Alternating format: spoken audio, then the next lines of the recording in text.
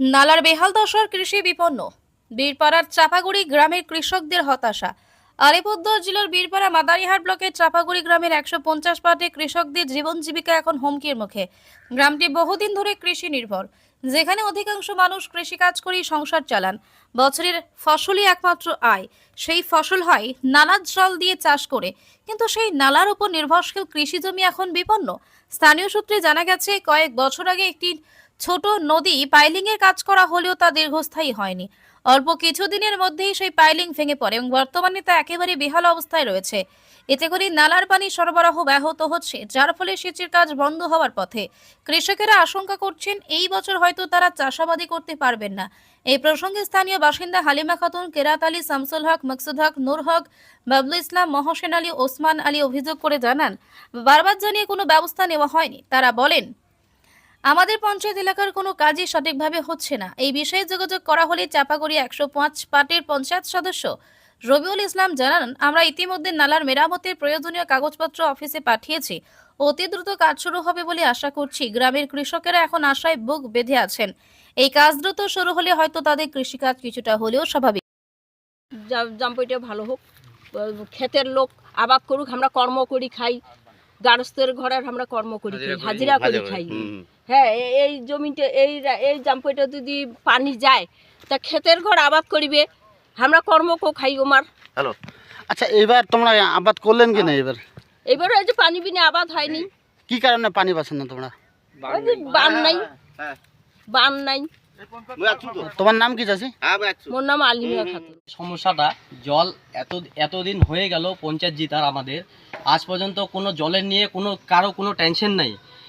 লোক যদি কৃষক যদি বিচন ফালাইতে না পারে তো ধান করবে কিভাবে? ধান না হইলে ওরা খাবে কি? বাড়ি চলবে না, কিছু চলবে না, কি করে ভিক্ষা করে খাইতে হবে, এরকম পরিস্থিতি চলে আসছে। কোন জায়গা? চাপাগুড়ি প্রধানপাড়া, কত পাট? 105। আপনার নাম? আলিবুল হক। আর পঞ্চায়েতের প্রধানের কথা, এর আগে তো ওই টিএমসির প্রধান ছিল, টিএমসির পঞ্চায়েত ছিল, তারা স্কিম ছিল না, তাও টুকটাক করে কাজ করে দিত। আর টুকটাক করে কাজও আমরা ওই হাল চাষ করতে পারতাম।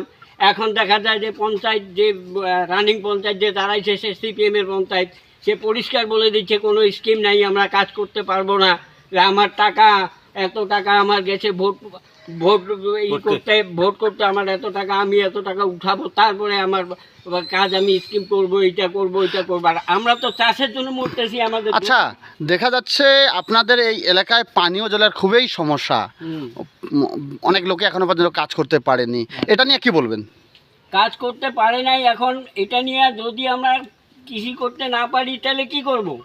আমরা ওই লাঙ্গল জঙ্গল বিডিও অফিসে জমা দিয়ে দিব, তারা কি করে করুক। আমাদের কি দিচ্ছে খাইতে দিচ্ছে দেখ, নাহলে আমরা রোডে নেমে যাব, গাড়ি আটকাই দিব, কারণ পেটে তো খিদা আছে, আমার পেটে খাওয়া দিতে হবে।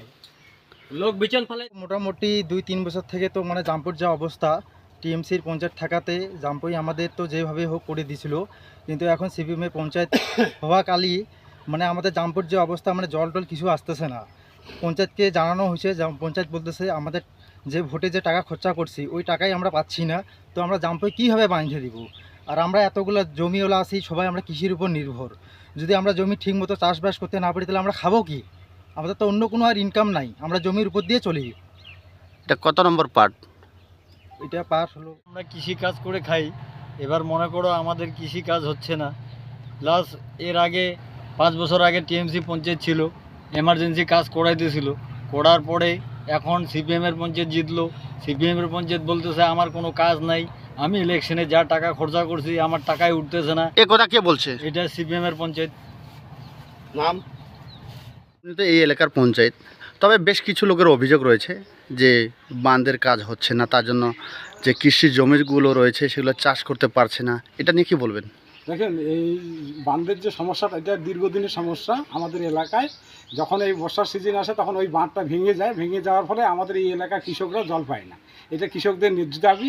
সেই দাবিটা আমি অঞ্চল অফিসে বলেছি, কিছুদিন আগে বলেছি, এবং বিডিও সাহেবকেও বলেছি ব্যাপারটা, যাতে আমাদের এই বাঁধটা অতি দ্রুত সংস্কার করা হয়। আমি এজ এ পঞ্চায়েত মেম্বার হিসাবে গতবার আমি নিজের পয়সা দিয়েই বাঁধটা সংস্কার করেছি এবং জাম্পই পরিষ্কার করে দিয়েছিলাম, তার ভিডিও আমার কাছে আছে, গতবার যে নিজের টাকায় করা হয়েছিল। আগামী দিনে যাতে এই বাঁধটা সংস্কার করা হয় আমাদের জিপি থেকে, তার জন্য আমরা যথাযথ ব্যবস্থা এই যে সাধারণ মানুষ বলছে এই এলাকায় যে বাঁধের জন্য একেবারে অনেক যারা কৃষক রয়েছে একেবারে দুঃখিত হয়ে রয়েছে, এখনও পর্যন্ত কাজ শুরু করতে পারেনি।